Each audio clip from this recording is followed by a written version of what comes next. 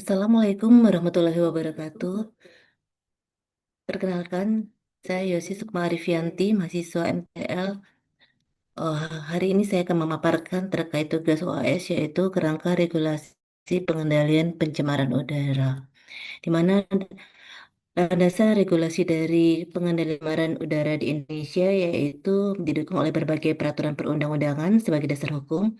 acuan teknis dan instrumen pelaksanaan di lapangan. Seperti Undang-Undang Nomor 32 Tahun 2009 tentang perlindungan dan pengelolaan lingkungan hidup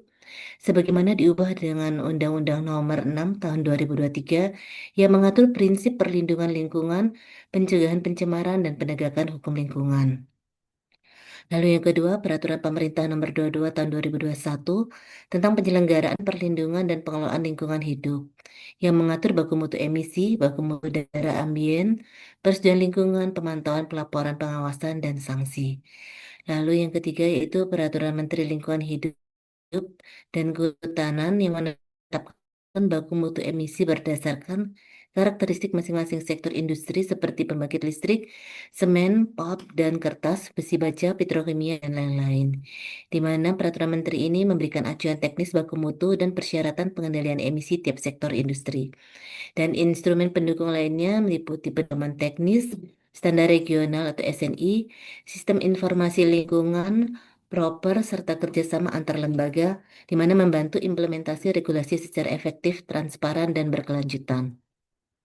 Peran regulasi dalam pengendalian emisi industri yaitu menetapkan baku mutu emisi sebagai batas maksimum polutan yang dapat dilepaskan ke udara, mewajibkan penerapan teknologi pengendalian pencemaran udara yang sesuai karakteristik industri, mendorong penerapan produksi bersih yaitu clean production dan efisiensi penggunaan energi, menjadi dasar pengawasan penegakan hukum dan pemberian sanksi bagi pelanggaran. Di mana tujuan dari peran regulasi dalam pengendalian emisi industri ini yaitu untuk membatasi emisi dari sumbernya dan mendorong industri menuju proses produksi yang ramah lingkungan dan berkelanjutan. Lalu yang kedua terkait kewajiban industri dalam pemantauan, pelaporan, dan evaluasi emisi, yaitu melakukan pemantauan emisi secara berkala atau berkelanjutan sesuai karakteristik sumber pencemar, melaporkan hasil pemantauan kepada instansi berwenang secara akurat dan tepat waktu, mengevaluasi kinerja pengendalian emisi dan mengidentifikasi penyebab peningkatan emisi, menyusun serta melaksanakan tindakan perbaikan secara berkelanjutan, di mana hasil yang ingin dicapai dari kewajiban industri dalam pemantauan, pelaporan, dan evaluasi emisi ini yaitu sistem pengelolaan emisi berbasis data yang akurat, transparan, dan akuntabel untuk perbaikan kinerja lingkungan. Lalu selanjutnya terkait hubungan antara standar emisi, kualitas udara ambien, dan perlindungan kesehatan masyarakat,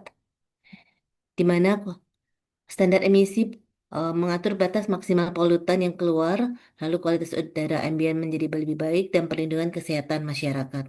Di mana standar emisi yang ketat menekan jumlah polutan dari sumber emisi industri, kualitas udara ambien terjaga dalam batas baku mutu, risiko gangguan kesehatan seperti ISPA, asma, penyakit paru, dan gangguan kardiovaskular dapat diminimalkan. Di mana manfaat yang didapat dari hubungan antara standar emisi, kualitas udara ambien, dan perlindungan kesehatan masyarakat ini yaitu udara menjadi lebih bersih, masyarakat sehat, dan mendukung pembangunan ekonomi yang berkelanjutan.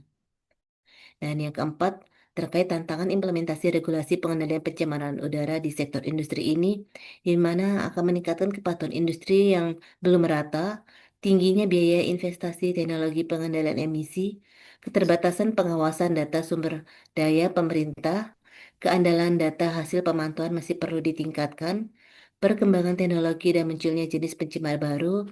koordinasi antar instansi belum optimal, tuntutan dekarbonisasi dan transmisi menuju industri rendah karbon,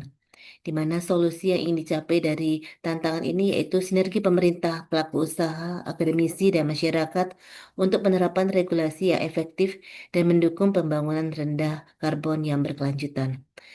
Demikian paparan kami terkait kerangka regulasi pengendalian pencemaran udara di Indonesia, sehingga nantinya pertumbuhan industri dan aktivitas ekonomi meningkatkan emisi pencemaran udara yang dapat menurunkan kualitas udara ambien dan berdampak pada kesehatan masyarakat serta lingkungan. Oleh karena itu, pemerintah menetapkan